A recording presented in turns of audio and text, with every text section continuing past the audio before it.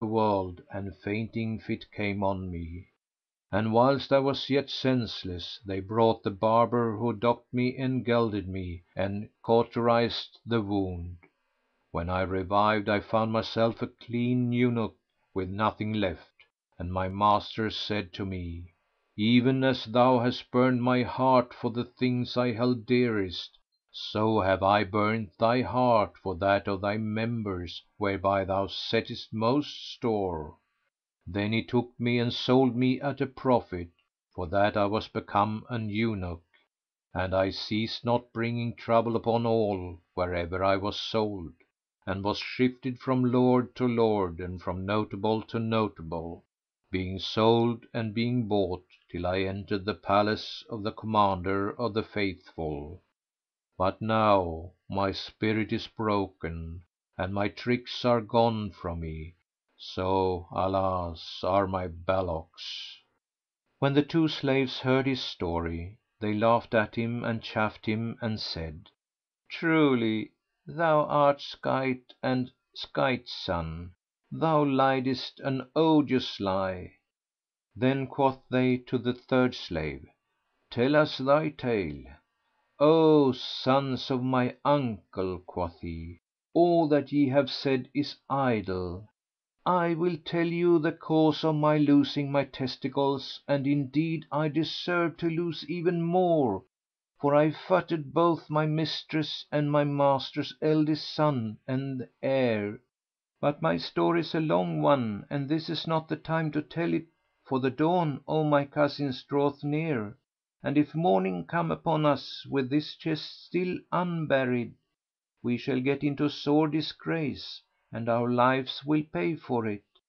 So up with you, and open the door, and, when we get back to the palace, I will tell you my story and the cause of my losing my precious stones." Then he swarmed up and dropped down from the wall inside and opened the door. So they entered, and setting down the lantern, dug between four tombs a hole as long as the chest, and of the same breadth.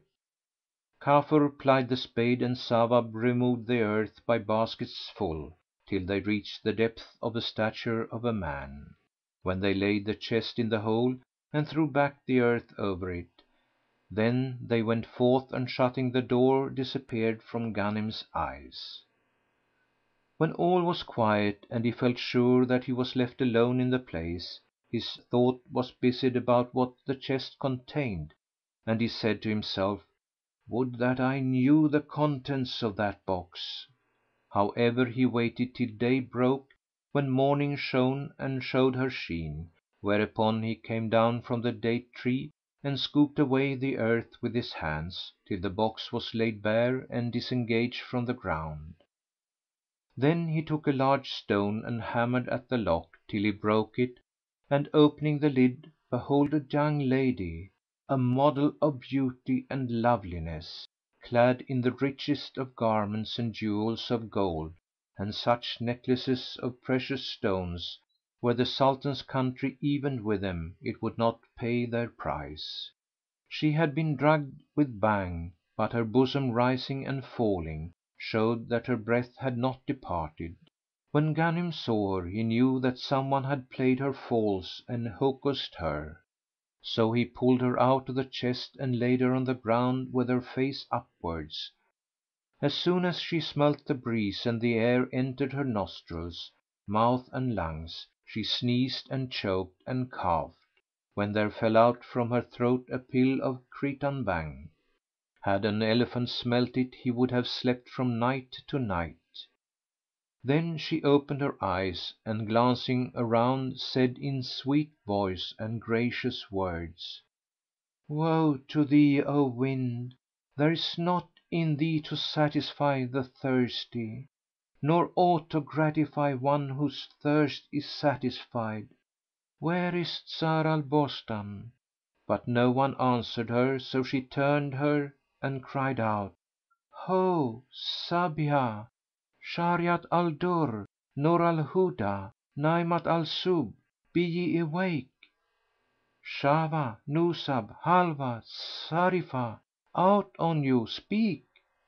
But no one answered, So she looked all around and said, "Woe's me! Have they entombed me in the tombs?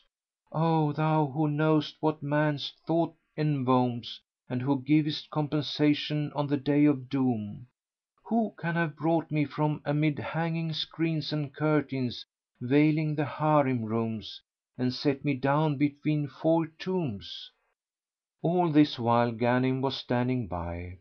Then he said to her, "O my lady, here are neither screened rooms nor palace Harims, nor yet tombs; only the slave henceforth devoted to thy love, Ghanim bin Ayyub, sent to thee by the Omniscient One above, that all thy troubles he may remove and win for thee every wish that cloth behove." Then he held his peace. She was reassured by his words and cried, "I testify that there is no god but the God, and I testify that Mohammed is the Apostle of God." Then she turned to Ghanim and, placing her hands before her face, said to him in the sweetest speech, "O blessed youth who brought me hither! See, I am now come to myself." "O my lady," he replied, "three slave eunuchs came here bearing this chest," and related to her the whole of what had befallen him, and how evening having closed upon him had proved the cause of her preservation; otherwise she had died smothered.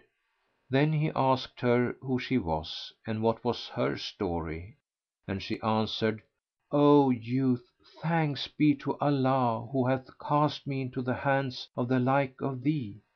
But now rise and put me back into the box; then fare forth upon the road and hire the first camel driver or muleteer thou findest to carry it to thy house.